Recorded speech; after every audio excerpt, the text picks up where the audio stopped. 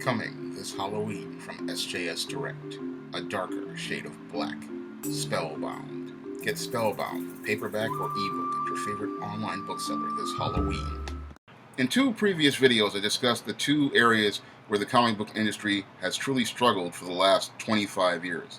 And those two areas in business that the comic book industry has struggled in are distribution and marketing.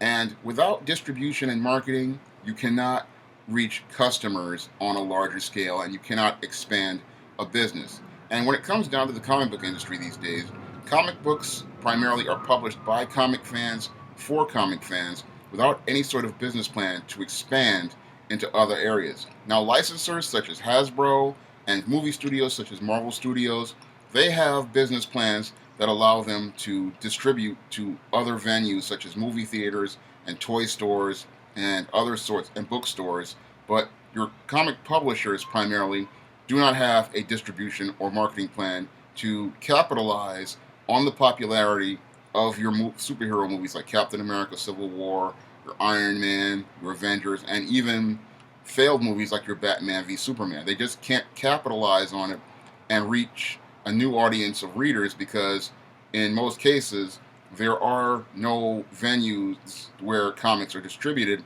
in the same venues where action figures are distributed, video games are distributed, and books are distributed. The only two places you can get a comic book these days featuring superheroes or any sort of comic book whatsoever is either a comic book store or, if your Barnes & Noble is large enough, a Barnes & Noble. You can get trade paperbacks on Amazon, but this is not the same as being able to go into a shop right after you come out of a movie and see it right there. Now, this distribution issue has been a problem since the 1990s when Marvel Comics at the time went out and bought Heroes World. And when Marvel bought Heroes World, what they were planning on doing was distributing their own comics. And they wanted to use Heroes World to primarily be their distributor exclusively. And that pretty much almost destroyed the comic book industry because the industry at the time was in the middle of a slump. And with the industry being in the middle of a slump and the Marvel wanting to distribute its own comics, what that did was that wound up derailing the market because most retailers didn't want to deal with just having to deal with one distributor for just Marvel Comics. They like dealing with a primary distributor for all magazines and comic books together. And that was easier on them. Plus, your Marvel didn't have really good experience in distribution because distribution is very, very tricky. And you have to understand that in distribution, you have to have something called returns. And most comic publishers, from the days when Marvel bought Heroes World, didn't want to offer returnability. And without returnability, your grocery stores, your convenience stores, your drug stores, your supermarkets, your big box retailers like Walmart and Target wanted absolutely nothing to do with comic books. And their reasons for not wanting anything to do with comic books due to the lack of returnability were simple. They understand that the longer merchandise stays on the shelf, the lower value it has. And when you have merchandise on the shelf for 30, 60, 90, 120, 180 days, chances are that product is going to wind up getting damaged. And the longer you leave it on the shelf, the lower you can't get full price for it. And eventually, with a product that stays on the shelf too long, eventually you have to wind up marking it down. And if you can't mark it down, then you wind up stuck with it, especially if it winds up damaged. And your comic books, for the most part, when it relates to retail, are very fragile products. They can get easily bent. They can easily get the covers can easily get bent, dirty. They can easily get creased, and these decrease the value and saleability to a retailer such as a drugstore, a supermarket, a bodega, a convenience store, or a big box retailer. Because when you have products on the shelf and the products are battered and damaged and starting to get old, and especially when they start to get 3 and 4 months old and they're looking all battered and damaged, they become an eyesore to customers. And customers see these products damaged like this and beat up like this, these old comics, and they start to get turned off. So a lot of retailers started looking at these comics and saying, I can't return them, and then plus they are very fragile, and easily turn into shrink. So it will be just cheaper for us to not stock them with all these detriments to them. So when they did that distribution thing and then started to make comics non-returnable, that pretty much put one of the nails in the coffin in comics overall. Because again, from the retailer's perspective, they're looking at this product and looking at it and saying, we want products that are durable and will look good on a shelf and will pretty much move themselves quickly. Now, the industry was in a slump. You're telling me that I have to buy this product and it's not returnable. So there's little incentive for the retailer to go out here and stock comics on their shelves because they're looking at this comic as a liability and they're looking at it as a loss. Moreover, there are other people who are willing to pay for that same shelf space and give this retailer a slotting fee for that exact same space. And in that space, they're going to stock products that are not only going to be moving faster, but they're also going to be maintaining their own shelf space. Because when it comes down to comics and distribution, that's something that the retailer has to start stocking. When the new comics come out, they have to stock that. However, with this guy who's paying the slotting fee, he drives up in a truck, he brings the product, he stocks the product, and he maintains the shelves and keeps them clean. So that retailer is not only getting paid for that shelf space, but they're also getting their products, that area of that store, maintained for free. Moreover, in other cases, the retailer is looking at comics in comparison to other products they have in their store, products with more durable packaging, and they're saying to themselves, I can move, 4 or 5 other items other than this comic on my sales floor, so it's just more convenient for me to take this rack of comics or this shelf of comics and take it off my sales floor because all it's going to do is alienate customers when you have these damaged products sitting here. You got comics that are sitting here 3, 4, 5, 6 months old and they're not moving and I'm stuck with them. It's just cheaper for me to take those comics off the shelf and then put another item on the sales floor, another display on the sales floor that is going to move. Because if I take a display of Nabisco cookies during the holiday season and I put that there, or I take a seasonal item like a pumpkin spice coffees or something like that, chances are that retailer is going to sell all that pumpkin spice of those Nabisco cookies faster than he would many of those comics. Because again, when it comes down to publications, they are some of the hardest items to sell. When it comes down to publications, people really don't buy them on impulse these days. They have to take time to read them, and you have to really sell them. And when it comes down to comics, since the 90s, they're a lot harder to read, they're a lot harder, and that's what makes them harder to sell. And books themselves, primarily, again, are hard sells in retail. And when it came down to comics and distribution, the big problems that related to distribution primarily are that there is no buy-in for the retailer. The retailers in many venues are saying to themselves, I can make more money on other products.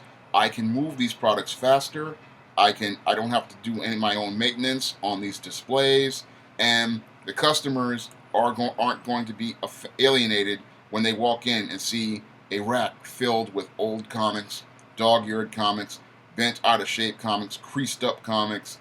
They're not going to get alienated because this is something that can turn people away. I remember when I was going to the Human bookstore in Harlem and they had a whole host of old magazines on the shelf, and that was one of the things that made me not want to go there. It was just when you see that kind of display, it tells you that the store is sloppy, it's poorly maintained, and that the people don't care. And that's one of the reasons why a lot of retailers don't want to stock comics, because if they get stuck with extras and back issues, they don't know what a plastic bag is. They don't know what a backing board is. All they know is they've got unsold copies and they want to move them, and they want to move them for full price. Unfortunately, you can't move them because they are damaged, they are soiled, and there's no way for them to return them. And if they mark them down, it's a big risk on them because they take a loss. And again, that's one of the reasons why your retailers don't want to stock comics, because they need that returnability. They need that incentive to buy in. And they need that because without that returnability, they have no way of getting credit for the next month's issues, because those credits, in a way, compensate them for the time that these unsold copies remain on the shelf. And this is the whole thing that a lot of people don't understand about retail.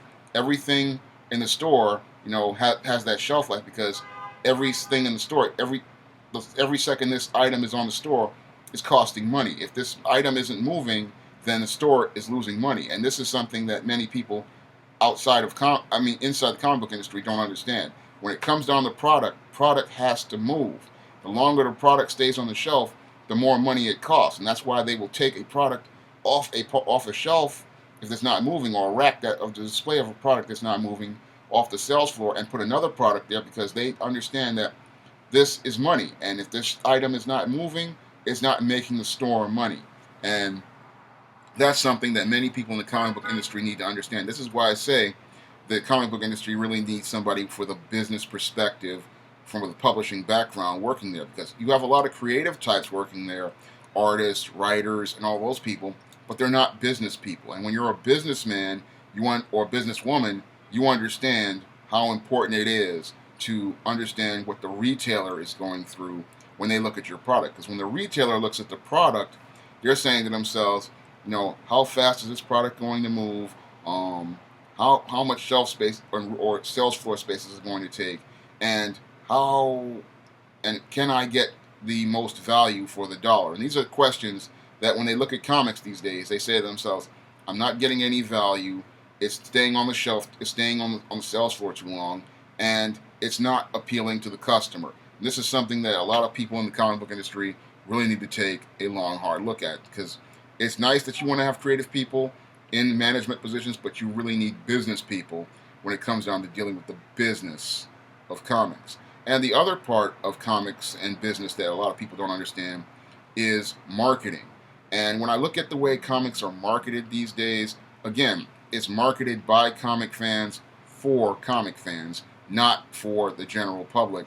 And because you're marketing for comic fans, missing out on the larger audience. Now, when they market a movie like your Captain America Civil War, your Avengers, or your Avengers Age of Ultron, they market with the largest audience possible. These days, most comics are marketed towards comic fans who pretty much go out here and bicker and argue on a message board, and that's not helping you sales-wise in building the buzz you want to build for a title. When you want to build buzz for a title, you want to go for the largest audience possible, and you want to get those casual readers. And controversy between comic fans, yeah, that's all nice on a message board or a social media group like Facebook, but that doesn't lead to sales. And when you're marketing, you want to get attention from readers in a way that gets sales, because sales are how you make money. And when I look at the comic book business, again, catering to comic fans, that's a customer base that's already established, and that you have to expand outside of that circle. In the same way, you have to expand outside of the circle with distribution. And when you expand outside of that circle, you start marketing in ways that appeal to the casual reader. And one of the ways you appeal to the casual reader is with the cover. And I look at a lot of comic covers, they're not bold, they're not dynamic, they don't get your attention, they don't sell the story, because it's selling to comic fans. And then the cover, the character is posed like a model, and yeah, they know the character looks like, but that doesn't tell a story. And that's one of the things that sells the comic from a short marketing perspective. But the long marketing perspective is they don't really sell the product in a way that gets the word of mouth out there. I mean, yeah, these message boards and these press releases, yeah, they get a lot of heat. They get a lot of arguing on Facebook. They get on message boards like your Newsrama, your Superhero Hype, and the Foosh, but it does not sell to the casual reader. And most importantly, it does not sell to the kids, because the kids, again, can't find the product due to the bad distribution. They cannot go into a Walmart or a Target, or they can't go into a supermarket or a newsstand, and they can't see the product to, want it. They can see the Frozen toys, they can see the Frozen books from Disney, but they can't see the Marvel superheroes or the DC superheroes because of the bad distribution of comics. And thanks to the marketing, they have less incentive, because what the comic publishers are marketing to the readers pretty much alienates them. I remember a couple of years ago with the comic book story Identity Crisis, they were marketing the story, and I was looking at how they were marketing it, and it was a complete turnoff to the casual reader. Now, in that story, they had the story where the elongated man's wife, Sue Dibney, was murdered and she was burned and mutilated. And when I looked at that whole part of that story, I said to myself, you just turned off many of the female readers. And most importantly, you mostly turned off the women, because seeing a woman burned and mutilated, pretty much what mother is going to let her son go out and buy this comic? So you've pretty much shot yourself in the foot with this story. And then later on, we find out in the story that the superheroes are covering up something, covering up the rape of Sue Dibney by a villain, Dr. Light. And again, I looked at this story and I said to myself, this is a nail in the coffin. It's like all the elements of what people hate about comics, all the stereotypes people have about comics, were all placed in one story, and they're marketing this story, as a major event, not understanding that everything in this story is hurting the business. Because you look at what you're trying to sell, a comic book, a product associated with children and readers of all ages, and any casual reader is going to look at those two elements in that story, seeing this major character being burned, seeing these superheroes going out here to cover up the rape of this woman by a supervillain. And they're looking at these elements and saying to themselves, I don't want to give this story to my kids. I don't want to share this. I don't even want to buy this story. Whoever created this story must be really sick and twisted. When they look at this from a professional marketer would look at that from a perspective and say, I can't sell this. This is a product that's going to turn people away from the product. This is not a saleable story. But DC Comics marketed it, and it turned out to be one of the worst stories they've ever done from a business perspective. And there are other stories that they have done out here, and I'm looking at a lot of stuff that they're doing right now at Marvel with the diversity that is not good from a marketing perspective. Yes, it gets a lot of attention. Yes, it causes a lot of arguments online, but it does not lead to sales. In order to get sales, you have to bring people together. You have to make them excited about the product. You have to make them enthusiastic about a product. You got to make them passionate about the product. And if they're passionate about this product, they're going to go out here and be outside like these Harry Potter fans were for all the Harry Potter books. If the Harry Potter fans, they're pretty much standing outside waiting for the next book, because J.K. Rowling and Scholastic understand that when you're marketing a book, you cannot alienate the audience. You cannot put elements in the story that alienate the audience. You cannot put elements in the story that offend the audience. You have to understand that your audience, again, is primarily families and children. And if there are elements in the story that are relatable to both families and children, you're going to get to the largest audience possible. And the big problem with the comic book business, in contrast to the publishing business, is that they don't look at appealing to the largest audience possible.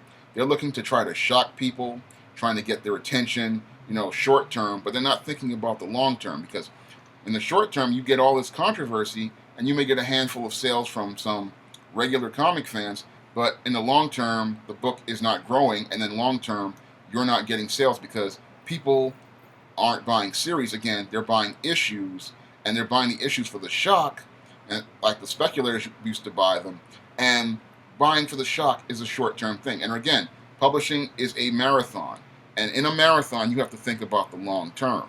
You have to think about trying to build your sales and market your books for the next book. And the problem with most comic publishers when it comes down to marketing is that they think about marketing one book, but not thinking about marketing a series. And when you think about marketing a series, you want to have the stories be written and designed in a way that sell the next month's issue and the previous month's issue, because in order for you to sell the series, you have to sell the next month's issue and the previous issue. And with marketing, that's one of the core elements of marketing a comic, is understanding that how to sell the next month's issue and the previous issue. And a lot of comic publishers these days, they're still stuck in a 1990s way of thinking where they're trying to shock market a first issue. And yes, that first issue will surge and get that 100,000 sales. But by the time the 6th or 7th issue comes along, this book is struggling to get 20,000 sales. And that's all due to the marketing, which is shock related and not story related. And you have a marketer who is focused on story related marketing. They understand that each issue sells the next issue and the previous issue, and they try to give you highs and lows, but they understand that trying to shock people, yeah, that's going to get you a lot of speculators, but you want to get that long-term buyer. And part of good marketing is understanding how to get that long-term buyer. You want that buyer to stay on for 3, 4, 5, 6 years so that they're staying with the product. And when they stay with the product, guess what they're going to do? They're going to be your best marketing tool overall. What they're going to do is create the word of mouth that allows readers to go out and buy the title. Because if they're enjoying the title and they're having a good time with it, they're going to tell their friends. And then if their friends are enjoying it, they're going to tell their friends. And that's how you're going to build your audience. Unfortunately, because your comic book publishers are still stuck in the 1990s way of doing business, they're not thinking about the long term of the business and thinking about marketing and distribution. Because when I look at the current distribution system with Diamond, it's just not strong enough to foster any growth. Customers are not going to come to the comic book store. You have to bring the product to the customer. And you have to bring the product to the customer in a way that is appealing to them. When it comes down to the customers, they're sitting there in the movie theater. They're eager to buy products. They're looking for products. And if they can't find the product in the big box retailers or the supermarkets or the newsstands or the convenience stores, guess what? They're not going to buy them. Because with a type of product like a comic, you have to have the product on hand for the customer to buy it. And then when you have the product on hand, you have to have it marketed and designed in a way that appeals to the customer. And when I look at the way comics are marketed, they're just not strong enough to appeal to customers and get their attention. And when you have a cover that's just generic looking, it's just not strong enough. You need dynamic action. You need something that's going to get the customer's attention. Sort of like what I did with this whole Isis Bride of Dracula cover. I wanted dynamic action. I wanted to tell a story on the page. And when I hired Bill Walker to do this cover, it turned out to be one of the strongest covers produced in the Isis series. It got a lot of people's attention. They looked at it and they said, wow, that's great. Look at that action. I want to buy that.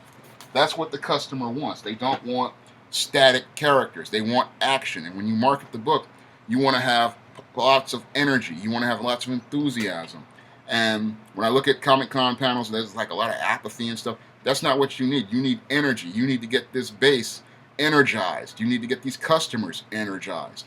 And in the comic book business, it's like nobody's thinking about approaching it like a business. And that's one of the reasons why the whole industry is stuck in neutral. That's all I have to say for this video. You can pick up many of my titles on Amazon.com by clicking the link in the description box. The Isis series action-packed fantasy fiction featuring the goddess next door. That's all I have to say for this video. You can comment, rate, and subscribe.